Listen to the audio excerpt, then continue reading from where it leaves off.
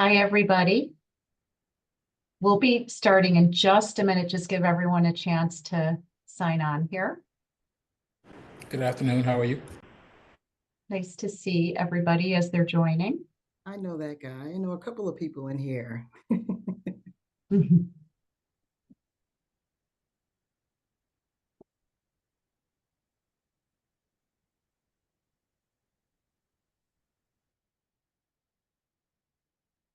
Okay. So I am Linda Nellis. I'm the IVMF's Alumni Services and Engagement Coordinator. And I'm so happy that you're able to join our VetNet today, Mission Possible, Navigating Government Contracts for the Veteran Entrepreneur. We have Sheena Parker, who is an IVMF alum and owner of Foresight Industries. She will share her insights regarding her skills and experiences in securing government contracts. Once she's completed her presentation, IVMF's Alumni Services and Engagement Manager, Cassandra Rasica, will facilitate the questions and answers. So at this time, I'm going to go ahead and hand it over to Sheena. Good afternoon. Thank you so much for this opportunity to share something I absolutely love to talk about, which is government contracting. And I'm going to pull up my presentation, and we are going to talk about my three-tiered approach to government contracting. So can you see my screen? Yes, I saw a thumbs up. Okay, great. So again, my name is Sheena Parker. I have a company that's called Foresight Industries, where we provide facility management services to the federal government, local government, corporate agencies. And so born out of that is this wonderful teaching element where, since we've done federal, local, and corporate, I'm like, hey, maybe I need to tell other people about, the three tiers of contracting. So that is my coin term, and we're going to get into it right now. So, AKA Sheenapreneur, okay? So if you've seen me on YouTube or anywhere else, you've probably seen either Sheena Parker or Sheenapreneur, and that's me. It's all the same, right? It's whether I'm in person or whether I am on the media. Most people that know me know that I'm the same pretty much all around. And I am a retired warrant officer. I did 20 years in the greatest United States Army, HOR. Any Army people in the building, go ahead and put HOR in the chat. And I retired in 2022, but luckily for me, I was able to start my business prior to my retirement. So I had a very, very smooth retirement. I'm more fortunate than most. I was signal warrant officer, so I was in IT, but then I decided that I don't want to do IT anymore. I want to do renovations. And so I bid on my first contract and I won. So it just kind of went from there. The company grew a lot faster than I thought it would. And so then COVID happened, and it was a lot easier for me to retire when I already had something in place. So again, I have a YouTube channel. The numbers are a little bit higher now, luckily, from this screenshot. But please make sure you like, comment, subscribe to my YouTube channel, Sheenapreneur. So today, what are we going to cover? Who I am. I already explained who I am. Who is this class for? What is government contracting? Intro to federal contracting, intro to local contracting, intro to corporate, and of course, any questions that you all may have. So my company, again, is Foresight Industries, and we provide pressure washing to the Philadelphia Phillies Stadium, janitorial to Kennesaw State, janitorial to NOAA, janitorial to Truist Banks. My kids actually perform that contract. That is a corporate contract. So they're super excited. They're like, we clean banks, even though it's cleaning, they're like, we actually clean banks. This is amazing. Pressure washing the Grady Stadium. And we have multiple masonry contracts with Atlanta Public Schools and with the Department of the Navy. So again, our mission is for my company to bring buildings back to life, veteran-owned and operated company whose main customers include federal, local, and corporate agencies, floor repair, landscaping, janitorial, as I mentioned, painting, pressure washing, litter pickup, which is my favorite. If anybody follows me, I always talk about litter pickup is one of my favorite contracts because it's not subjective, right? Trash is not there, trash is there. It's just super easy to do, and it's super easy to employ people. So that's our big 7. So my main mission in this class virtually is to get you GovCon money, okay? That's what it's all about. It's all about the money. Of course, it's all about helping people as well, but you can't do anything without money, right? If I said, go and do this thing for a year without any money, you'll probably get burnt out pretty quickly. So that is actually the front of my vehicle. And as you can see, I eat, sleep, breathe this GovCon money. And if you know what that car is, you know what that car is. And I was able to buy my vehicle cash in 2023 with GovCon money, okay? That's what I'm trying to get everybody to.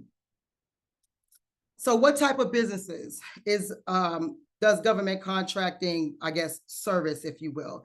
Existing businesses and new businesses. Some people ask me, can I be brand new?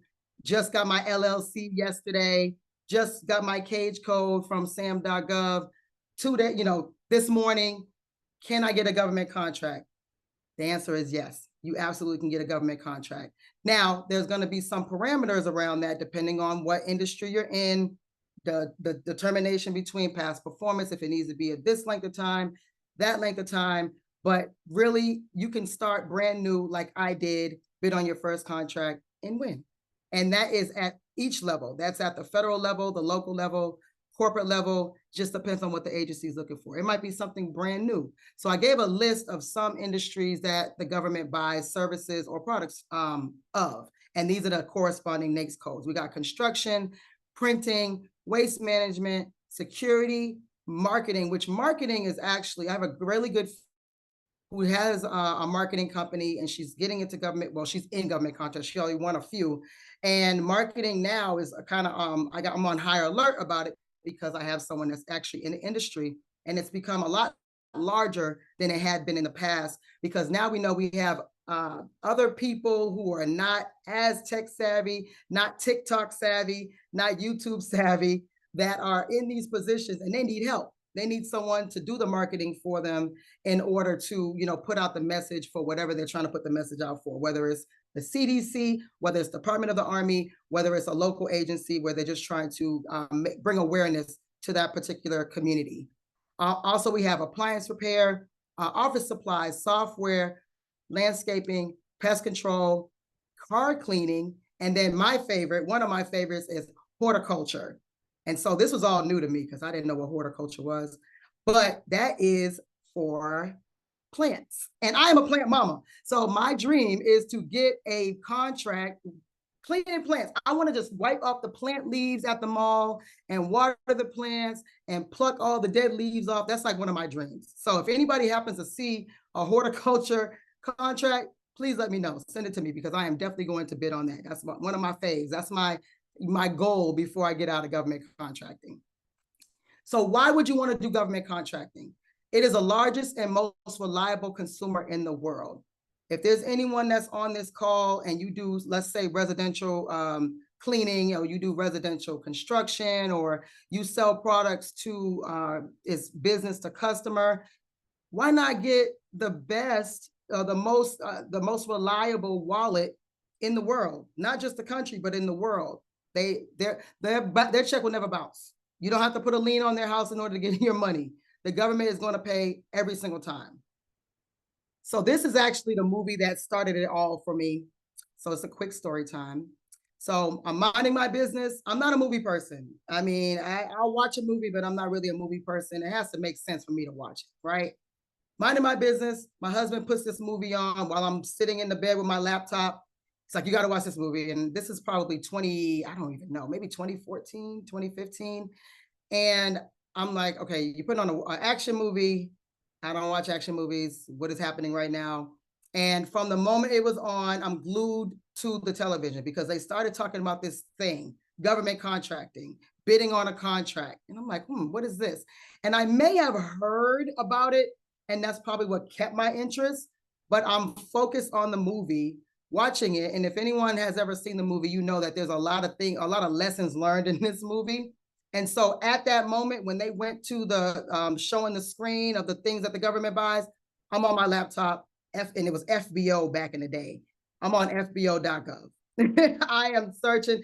I'm like, oh my goodness, there's so much stuff here. And now I'm glued. And this is literally the movie that started it all. And every time I watch this movie, I learn more and more lessons. Even just, are you willing to drive through Baghdad to deliver a product? You know, those are some of the things you have to think about in your psyche. How dedicated are you to this thing, to this government contracting world? Because it can be intense, you know, or it could be super sweet.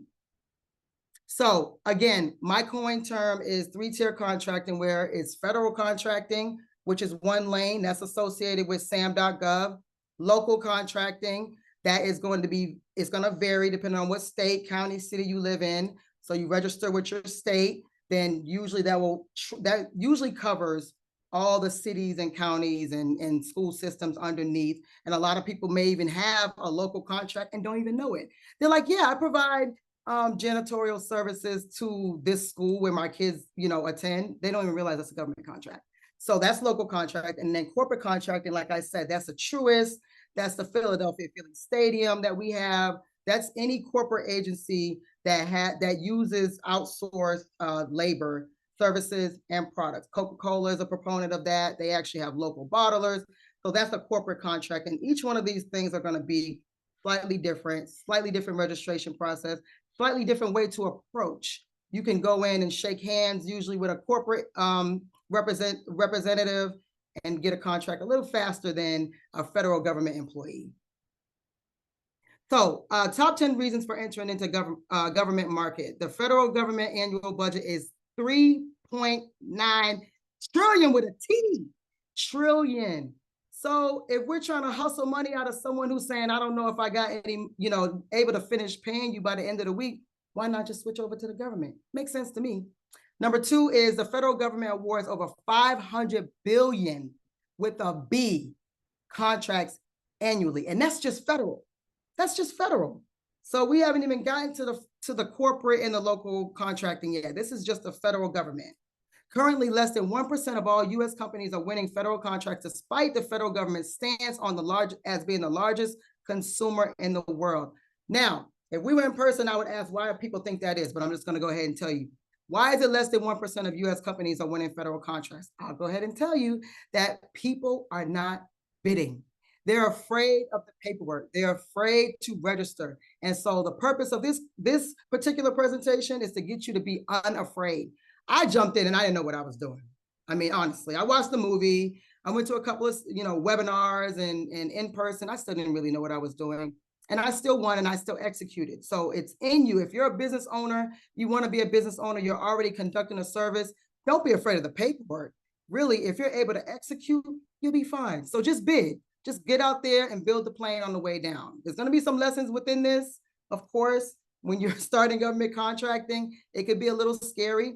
But really, the scariest part is taking that first step. Everything else is going to be pretty much, you know, understood if you're already in the industry or you understand the industry. So number 4 is of all federal contracts, 23% are set aside specifically for small business.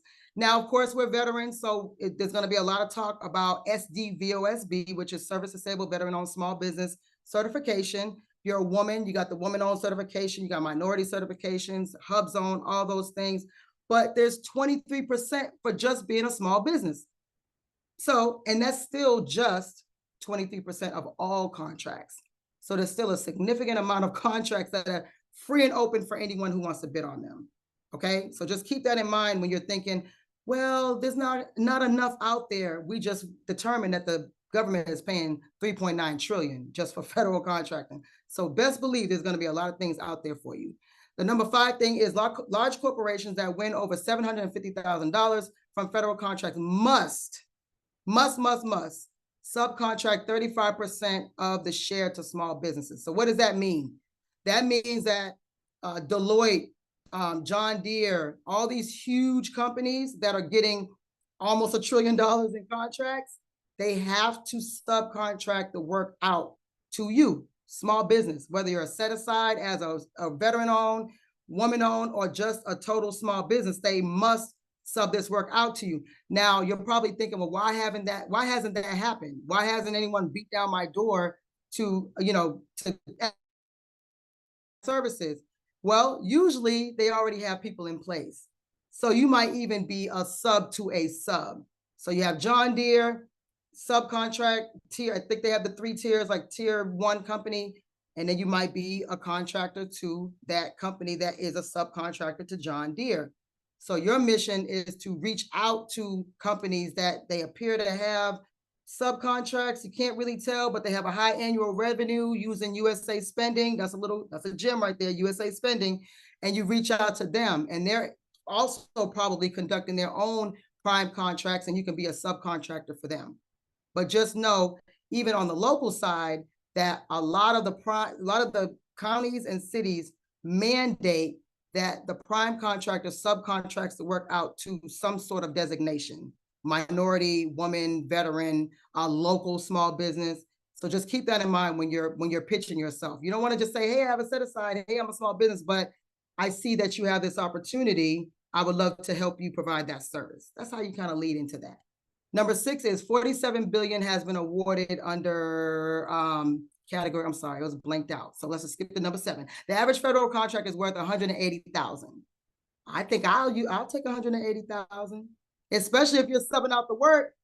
Let's say you're subbing out the work for 100,000. That leaves you at 80,000. Even 150,000, that leaves you 30,000. That's more than some people make in a whole year. And that's just one contract, especially if you're able to subcontract the work out. And then all you're doing is submitting an invoice. That's not all you're doing. But generally, if you figured out the proper sub, you figured out that this person knows what they're doing, it could be even your employees, then you know that you're able to significantly pull back from the physical work of this contract. That's ideal. Excuse me. Number 8 is every 1 minute. I've been talking for a few minutes. Every 1 minute, 114 federal contracts are awarded. That's 6,800 a day, roughly. That's just federal. Again, federal credit card purchases under 3,000 go through a very simple buying process, meaning you can go into, let's say you're providing a service for an agency already. You're already on a contract, and they realize they need something that's different outside of the scope for this thing, whatever it is. I'll use a real world example. We were cleaning out almost an abandoned building, but it was a federal building because it was shut down for COVID. It was essentially abandoned. It got taken over by pests. And so in that, they did not write in that there needed to be a disposal process. So one of my subcontractors reached out to this is a large building. So there were several agencies within the building, several federal agencies within this building. Went to this one specific federal agency in the building, say, hey, we'll dispose of your bags. Oh, no problem. Can you make it less than a 3,000? Yes, we'll do it for less than 3,000 for 1 day of disposing bags. Swipe the credit card, invoice paid, same day. It was done in 1 day and they were paid in 1 day. So that's a credit card micro purchase. So you can also do those even outside of having another contract with them. But a lot of times, if you need to add an additional service, it's always good to just, ask if it can be a micro purchase or a simple acquisition. Number 10 is a federal government consistently awards, these amount of contracts, and I kind of beat that dead horse. A lot of money, daily, weekly, monthly. Okay, so the goals. We talked a little bit about the different types of set-asides. We have economically disadvantaged women-owned small business and women-owned small business. Those are essentially 2 separate certifications kind of done at the same time. SDVOSB, Service Disabled Veteran Owned. You have 8A, which is a sole source set aside, along with the SDVOSB is sole sourced. And we also have Hub Zone. Now, I do know, for those who are not familiar with what Hub Zone is, basically, if your headquarters is in a Hub Zone and 35% of your employees live in any Hub Zone, then you qualify for the Hub Zone certification. And Hub Zone is historically underutilized business zone, excuse me. So that just means that the government is looking for that location to be stimulated growth, essentially. So it's usually going to be a more rundown area. And then also, like I said, your employees have to live in some Hub Zone area somewhere in the country for you to qualify for Hub Zone. All these certifications are going to be pretty intense, and that does stop a lot of people as well. But don't let that intimidate you. If your business is set up appropriately, you should have most of the documents that they're looking for, okay? But just keep in mind that that's still only 5% of contracts. That's still only 3% of contracts. So everything else is going to be total small business, or it's going to be free and open to anyone. Sources sought. I'm going to cover this really, really quickly because sources sought gets people's, their eyes start to cross and they don't truly understand what I mean. But sources sought is really, really powerful in very specific ways. Basically, this is the government, this is a federal agency asking who is out there to provide this service. They're throwing out a net on sam.gov, and you'll see, make sure you're looking at the category when you are bidding, because if it says sources sought, that is not an actual contract. That is just the government trying to see if there is someone out here that can provide this service in this location at this time. Now, when it's good to respond to a sources sought. I'm being told by federal agencies that they may not have anyone in their purview that can provide this service or this product. That is why they are putting it out for sources sought. So just so happens if you provide this service or this product and you're in the area that they need you, they could sole source you a contract if you have a sole source set aside, SDVOSB or 8A. Or they can put it out for you, okay? And you can bid on it. You may be one of the only people that bid on it. And going into the rule of two, the government can set it aside for a specific designation. If you and your best friend are SDVOSB, when this opportunity comes out as either pre-solicitation or solicitation, they can set it aside for SDVOSB. And I hope that makes sense. That was a super fast way to explain it, but that's pretty much how sources sought works. I do know people that have won contracts by responding to a sources sought. There's going to be different ways that the agency wants you to respond. They could just want your capability statement. They could want you to just respond back saying, yes, I can do this, have a nice day, thank you. Or they might require a few more documents that need to further explain that you're able to provide this service. So that's sources sought. So going into local contracting, okay? I talked about it a little bit, that it's going to be your colleges, your local school system, your city, your county. And unfortunately, there is not yet a system that combines all these things together. However, there are many states that will sort of combine them all. Georgia just happened system that incorporates most of the cities, counties, and school systems, but not every single one. So then it's kind of like, well, you're giving me a 90% solution when I could be missing something in a county because they failed to, allow the state agency to put it on their website, if that makes sense. So local contracting, that's where we were born. First contract, out the gate, first one I bid on, first three I bid on, I won. First one I actually could not execute.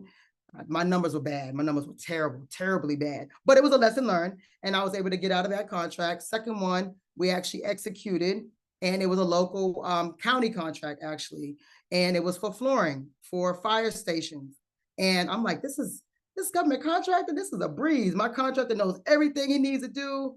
We asked for an advance, which, hey, that's something that most people don't know about, or most people will never receive. I've actually never received an advance after that. That was my very first contract, but it was good to know that that was a possibility. And if you're in construction, you do know that you can often ask for an advance for the purchase of materials.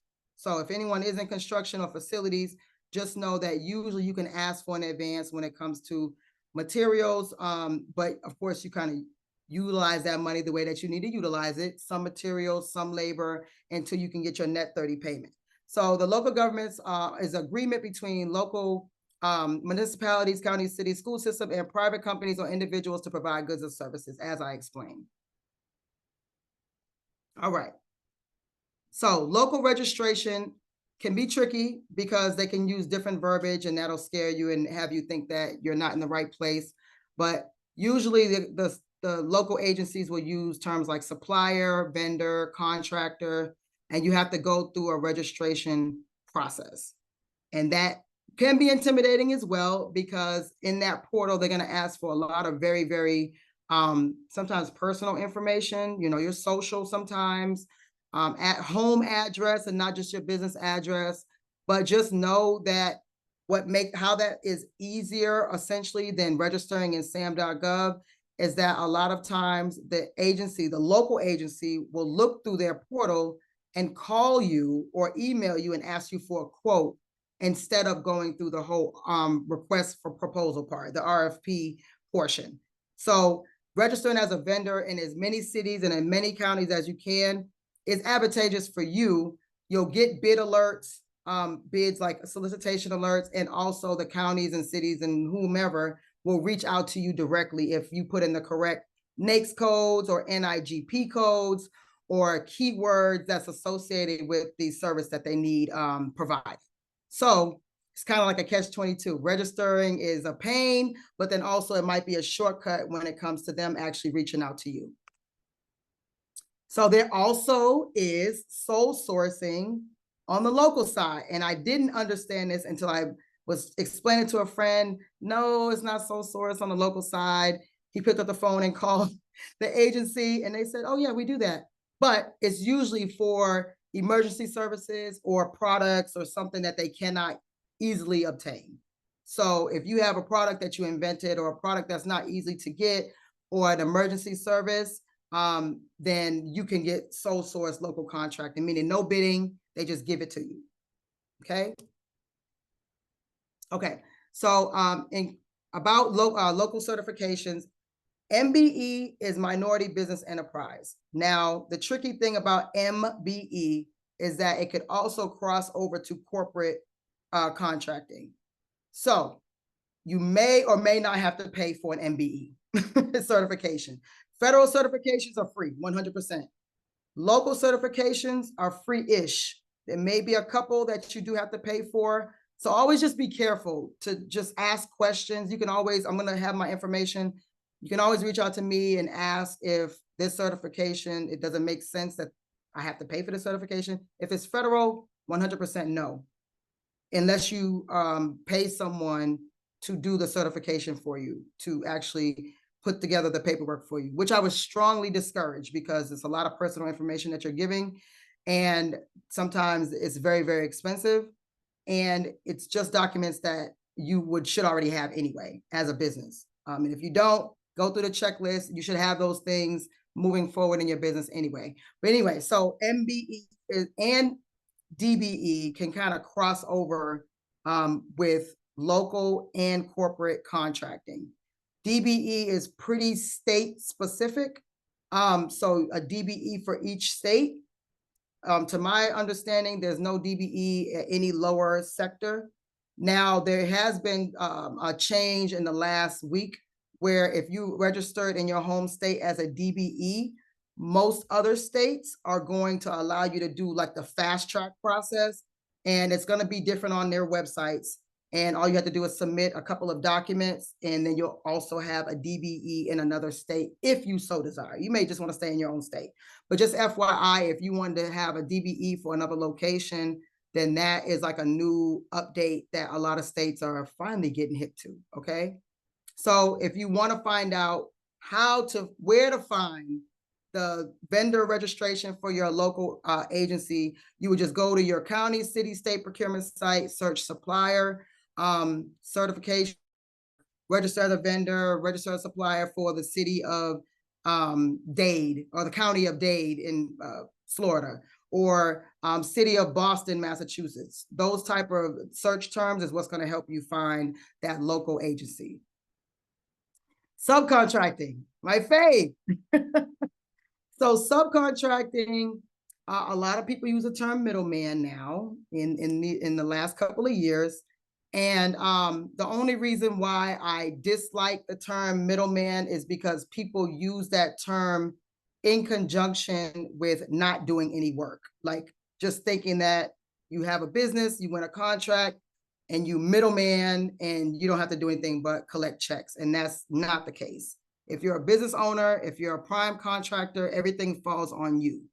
So subcontracting, that's what my company does. Also, I have employees that perform the work, so we do both. So there's nothing wrong with subcontracting. That's actually preferred because to me, if you're hiring another company to do something, as long as you trust them, as long as they're legit, as long as they, know how to conduct business, then you are taking a lot of the financial pressure off of yourself when it comes to, performing these services, because it's going to be on the sub essentially. Sometimes you have to do a deposit with a sub, but it's going to be on the sub to make sure that they get it done as quickly, efficiently as possible, or they don't get paid. That's it, right? So subcontracting, the formality is when a prime contractor hires a company or individual to perform tasks, provide goods and services in a federal contract.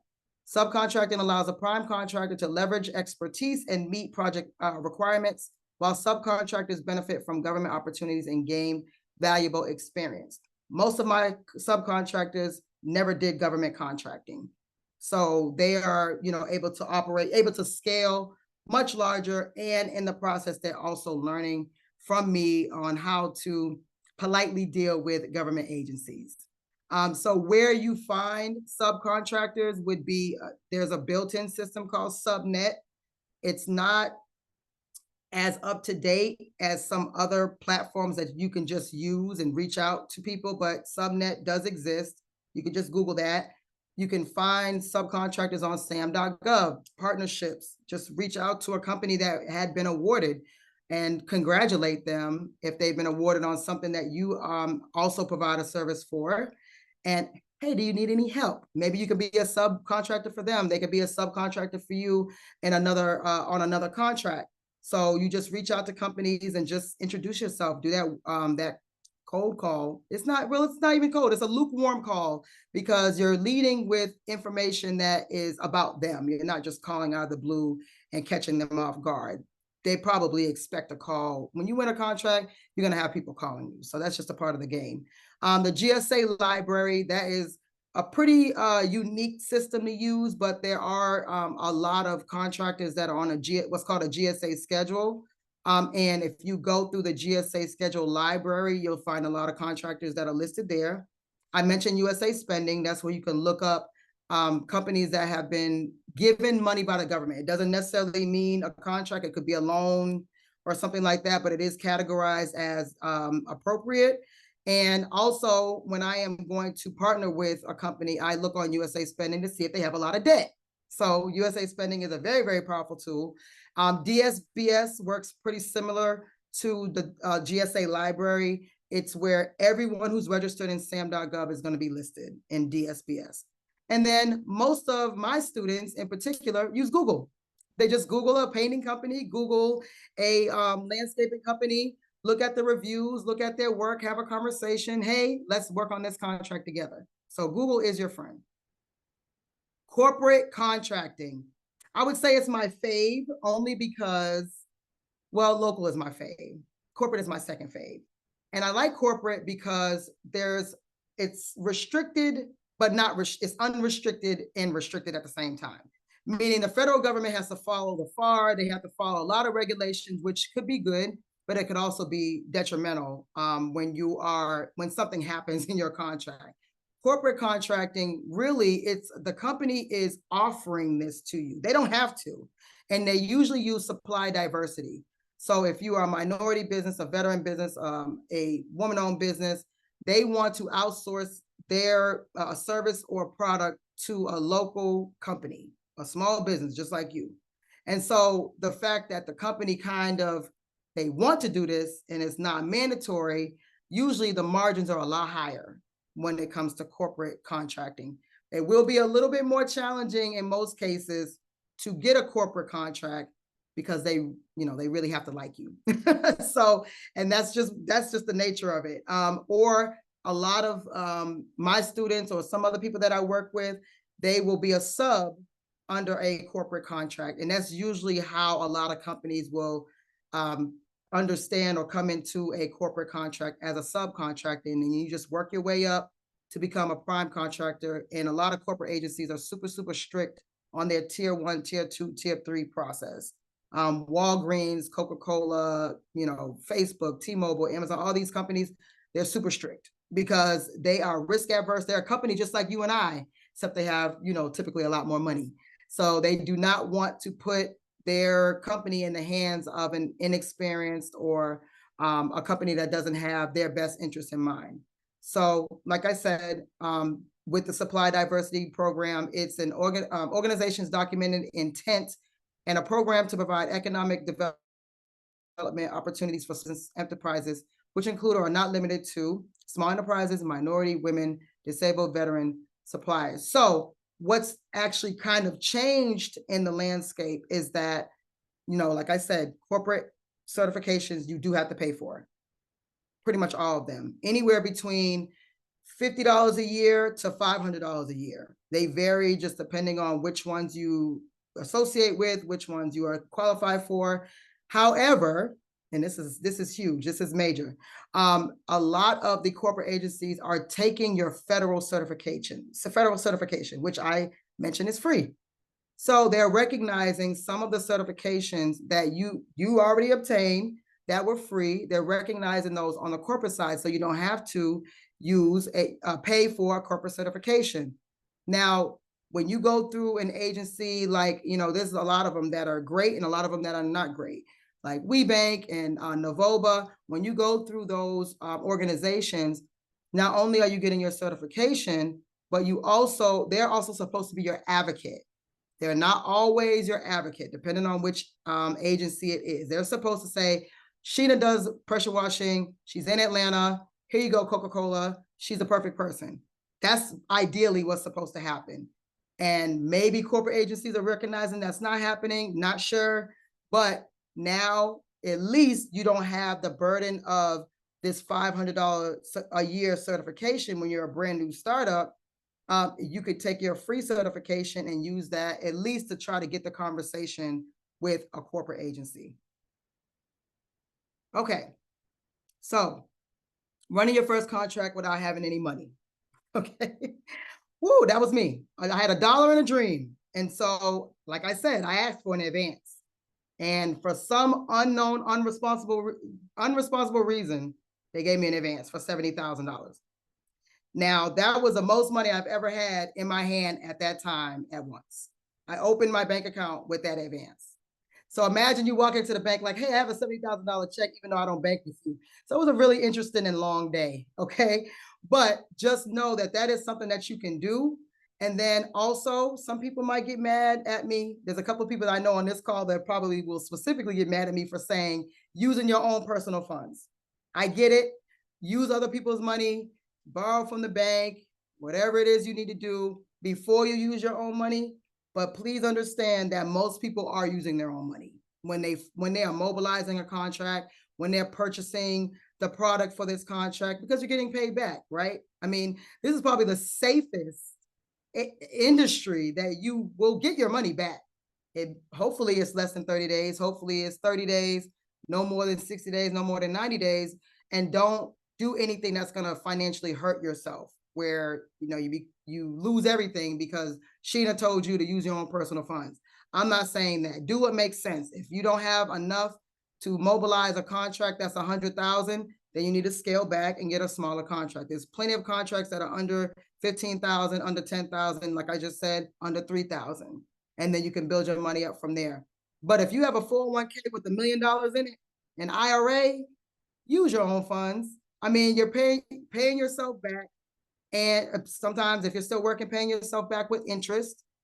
To me, instead of begging the bank, I'll take my own personal funds and I'll just execute my contract and have, be able to sleep at night just in case anything different happens. Okay. So people use their personal credit cards. I use my personal credit card, personal funds, 401k, using a pay when paid clause. This is major. When I talked to my attorney and realized I could do this, this changed the game for me. Pay when paid is basically you're hiring a subcontractor and you're telling the subcontractor, really, you can't get this contract without me. And this contract is probably going to be $100,000, $200,000, right? Big numbers. But in order to, in order for this to work, you're going to have to fund everything yourself. Get your own workers, buy your own materials, and work essentially for free for now until I get paid. Now, most people are going to fall on the floor, or they're not going to work with you, or they're going to say that's not going to work. But then also there's a group of people. That's why it's so important to build this relationship first. because there's going to be a lot of people that are just so grateful for the opportunity. They already have the workers, they already have the materials, or they can get it cheap, or they have the funds themselves in order to make this contract work. Because just because you're a subcontractor does not mean that they make less than you. They probably do this for a living, and they have the funds, and they could be a larger company. It's just because you're bringing the work to them because of your set aside, or they don't necessarily want to do the paperwork, then that's a match made in heaven if they're willing to accept pay when paid. So that's something that we use for our company. Everybody's not going to agree, but that's something we use for our company, just in case. And I already talked about asking for in advance. So attending networking events, just like this. This is a virtual networking event. You can speak to people throughout this chat, even if it's just a networking event where sometimes they have like coffee, virtual coffee and things like that. Though I have gotten several contracts based on events and programs, especially with IVMF, which I hold so dear to my heart. That's most of the events that I go to are going to be IVMF events, and programs that I go to is going to be IVMF. So take advantage of networking opportunities, no matter what. Even if there's only 5 people in the room, you never conversation can come back. You might need them at some point. They may need you. You exchange cards. They find the card at the bottom of their purse, and they're like, "Oh my goodness, I forgot Sheena does pressure washing." And it was 5 years ago. Now I'm in government contracting doing pressure washing. That's right. She's the reason why I'm in this. Oh my goodness. All these things happen when you're at networking events. Just because someone cannot provide a service, or you cannot provide a service for them at that moment, doesn't mean that in the future that can't work out. And hey, face it, like if you're already in business, we all need love too, okay? When you feel like quitting sometimes, you just may need a business friend, even if they're nowhere near the same industry as you, but you all just vibe, you all just connect. Then now you have a business friend and they have the same mindset as you. That is one of the main things that I teach about, is the mindset of changing from from a worker to a business owner, and even like a small business owner to a large scale business owner. There's probably going to be a lot of people in this process that you're going to lose, unfortunately, where they can't see your vision. So those networking events are where I'm able to find my tribe. IVMF is my tribe. Just throwing that out there. Oh, I skipped one. Sorry. All right. Free resources. This is a free resource, right? IVMF, in many ways, free resource. You have PTAC. Well, it's not PTAC anymore. It's called Apex Accelerators. Their main mission is to help you get government contracts for free. A lot of people don't use them. They're not all created equal either. So don't take, if someone gives you advice that doesn't make you feel good, or it may seem like it's shady advice from Apex Accelerators, they're just a tool. Don't take that information and never ever talk about government contracting again because of one person. Just, what do they say? Chew the meat, spit out the bones. So you take that program as you will, and there's at least one in every state, I believe. And so you just Google local Apex Accelerators and you'll find the one that's closest to you. SBA counseling. The SBA offers a lot of classes. Take advantage of those. They have a whole section about government contracting.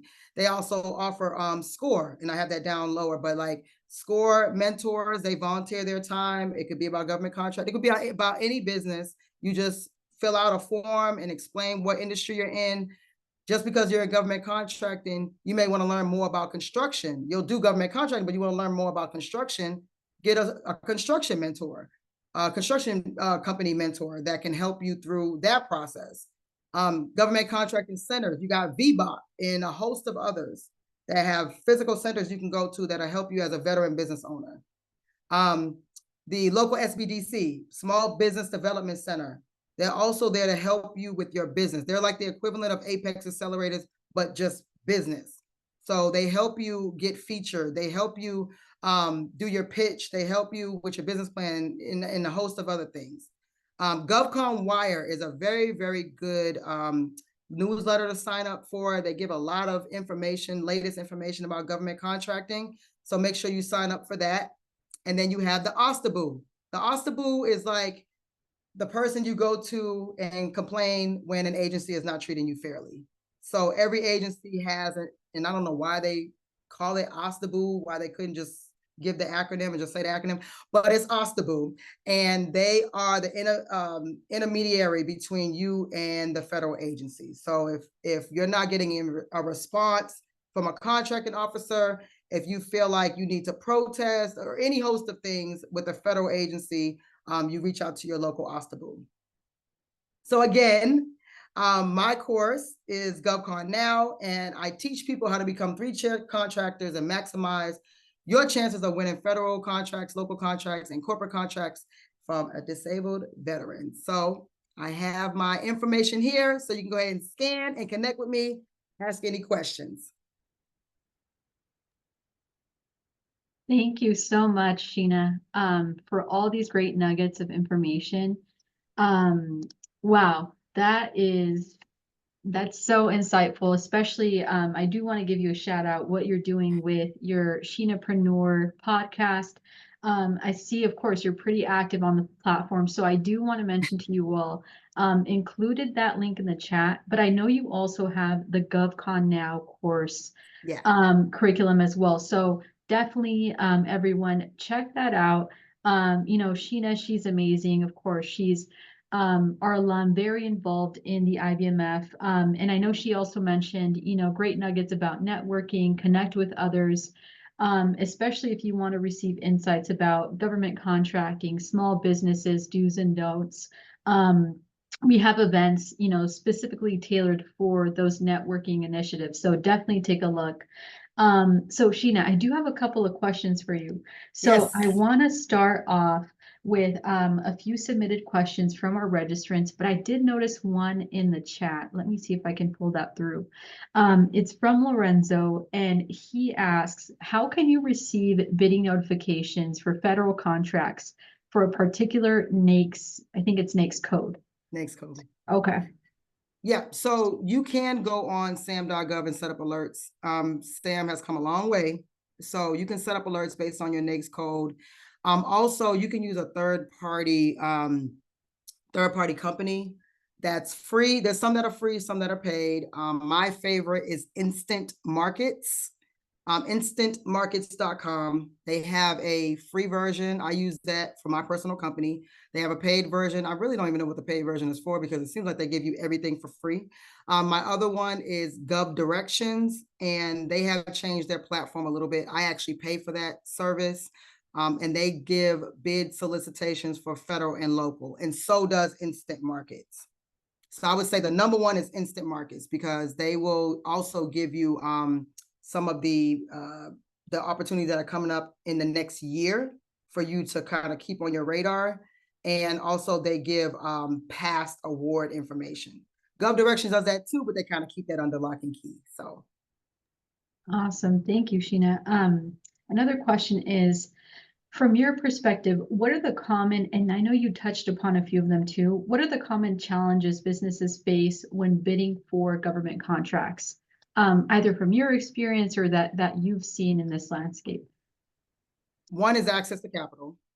How am I going to mobilize? And I talked about that probably way too much just now in the presentation because I don't want to scare anyone. Like I said, I had $1 in a dream. I didn't know what I was doing, but it just happened to work out.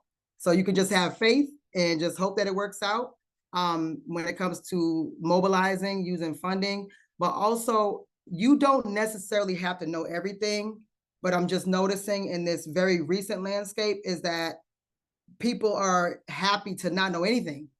And that is a huge problem because what that does, when you're getting into an industry that you know nothing about, fine, no problem. Hire someone that does. I didn't know how to lay flooring, though. He's been doing it for 40 years. So he had my whole trust because I was doing real estate before. I've seen him build. So when you go into building rocket ships, you don't know anyone that builds rocket ships. You've never built a rocket ship. You can't even spell rocket ship. People are going into those industries they know nothing about and they don't know the gaps. So when you don't know the gaps, you fail. Or I mean, hopefully you persevere, but when you fail, that gets the attention of agencies. Now all the agencies are wondering where are these contractors coming from? They're learning from Sheena, they're learning from other people on the internet, but a lot of people are not teaching people how to be a business owner. It's not just government contracting is this thing. You're a business first, and the government is just your client. So you still got to do the regular business stuff. So that's the main thing that I'm seeing as a challenge is, Sheena, what should I do? I mean, like I said, I did IT for 20 years and I didn't want to do IT anymore. But start with what you know or something that you can easily get someone else that you trust to help you with. Awesome. hope that Thank you, answers. Sheena. No, that was perfect. Thank you. I think I have a question here from Vanessa. So, and also Sheena, gonna throw it to you. So she's asking, where do you find micro purchases, or if you happen to know where to find micro purchases on sam.gov? I think her business is linen. And then she mentioned like for context, her situation as well. Submitted an application and just is awaiting a response. Well, okay, so answering the second question or asking about the second question first, what application? Pathfinder, I think. Yeah. Pathfinder? I'm not familiar. Well, okay, so going into the micro purchasing, there is no site. That is conversation. That is knowing someone. That was one of my questions for the first 2 years. I'm like, someone has to know this magical portal where micro purchases are. There's no such thing. So micro purchase is just a way for the agency to purchase. It's not a portal. It's just like, and they're not all created equal, because I think during COVID, the credit card limits for a lot of agencies went up, but then it might just be for the entire organization. So then there's departments within that organization that have much lower. I actually was offered to do pressure washing for a couple of trailers nearby, and their limit was $500. I was like, I'm 2 hours away from you, and you want me to do 50 of these for 500? It was, it didn't match, but that was their limit. So you also have to, besides that threshold, 3,000 or 10,000 or whatever the case may be, you have to ask that specific department what their capacity is as well. Awesome. Thank you, Sheena. Yes. The other question I have is, so it's about time frame. So what do you recommend are maybe like the top 2 or 3 things veteran-owned businesses can do to possibly collapse time frames when it comes to contracting or government contracting? Like speed it up. The fastest way for me to contracting is local contracting. That has nothing to do with any designation. So if you're registered with the local school system, with your state, and you see something due within a week and you have the wherewithal to submit the documentation that they're requiring, you can generally get general liability business insurance within 24 hours or less.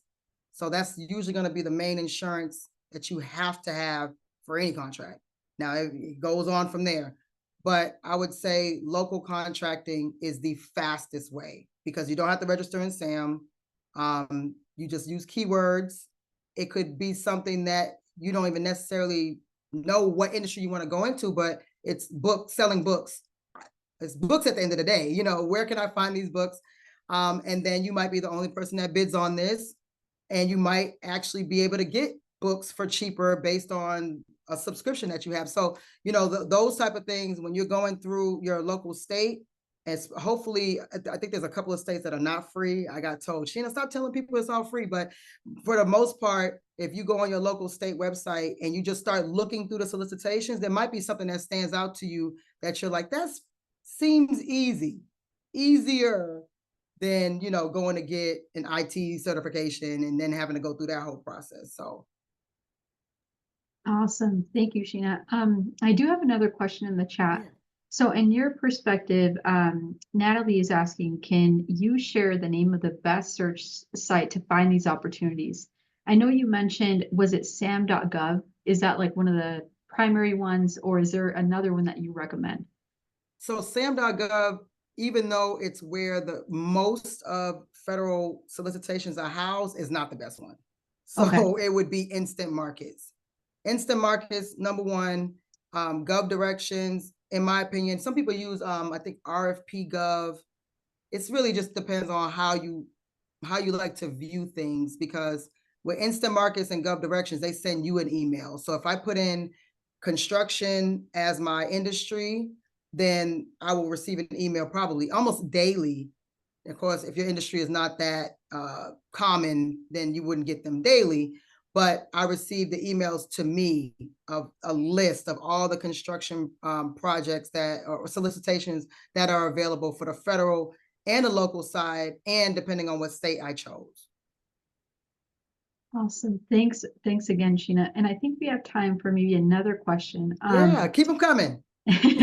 So the next question is from Princess. So she asks, do you need a license to do business in another state in order to bid on local contracts in that state? That's my favorite question. Yes and no. It's like maybe and it depends, right? So I'm based here in Atlanta. We do contracts in multiple states. There are a couple of states that forced us to get a business license, forced us. Jersey and Florida, because they just do their own thing, right? And then we have business in other states where they didn't necessarily require a business license. So it's several things. It's registering in that state. Some states force you to register in that state to do business in that state. Some require that and a business license. Some only require a business license, which I don't even know how you can get a business license without being registered. But really, it depends on what that solicitation states, because there are some counties where if your headquarters is not in that state, you cannot bid, period. They don't care. So it depends on that solicitation, that agency. I would say go on the agency website and look at their requirements for bidding in that area, because they vary greatly. They vary greatly. Thank you, Sheena. And I think the final question for you. So what I would say key insights would you like to leave our audience with? What key nuggets of information among everything you touched on? What are the top, maybe like 2 pieces of information? I really, really have a desire for small, of course, veteran businesses to do government contracting. The government is spending $3 trillion, and most of that money is going to like the big 4. And if small companies do not take advantage of government contracting, we will cease to exist. And I always say that in a joking way, but it's true. The government is giving you the alley-oop to do work with them. All you have to do is follow the documentation. I've had many businesses throughout my life. I've had many jobs. This is the clearest path. The government is telling you exactly what to do, and most people are still afraid to do it. It was a lot harder for me to sell, I didn't really do this, but sell cups on Etsy and try to figure out the best marketing plan than the government just saying, this is everything you need to do. And we're giving you free help, internet help. We're giving you the steps. And by the way, because you're a woman or minority or a veteran, we're also giving you another push to do this thing. So I really want people to get past the anxiety of the documentation, because when you really start looking through the documentation, it's redundant. A lot of it is jargon, definitions, which you should go through the first couple of times. But 20 pages for $1 million, I'll take it. There's not many things you can get into for free that's going to yield you a lot of money. Real estate, when I did real estate, I had to buy the property, or at least put a down payment on it, or at least pay a property manager. Every other business I've ever done, I had to pay first. This is one of the only industries where you don't have to pay first. And the yields are amazing. And I just want to touch really quick, like for veterans, business licenses are free, by the way. So all you have to do is provide whatever they're asking for. It could be the DD-214, it could be your document from the VA. Just depends. Sometimes it's online, sometimes it's in person, but veterans do get business licenses for free. Go to your local veteran site, like for us, it's georgia.gov, and everything that's available for veterans, whether it's 100% or 10% or 0%, is listed there. So I recommend you look through that now that you're doing business and see what you qualify for, but definitely business license is free for veterans. Awesome. Well, Sheena, thank you so much for, all these great nuggets of information. Of course. Also kudos to you because you wear so many hats among being, Army veteran. You're also a mom. You're also juggling every single bit and piece of like the contracts you're winning, but your business, your podcast, everything you're doing. So kudos to you. And thank you from the bottom of my heart so much for providing this information to our audience. And I do want to mention this VetNet is being recorded. So later this afternoon, we're going to be sending a follow-up email with all of those links that we included in the chat. I saw in the chat if we can include Sheena's contact info. We're going to be adding her LinkedIn in there, her YouTube podcast link, and everything else. So just keep a lookout for it. But Sheena, thank you so much again for all these insights. We really do appreciate it. And have a great afternoon, everyone. Thank you so much. Love it. Bye.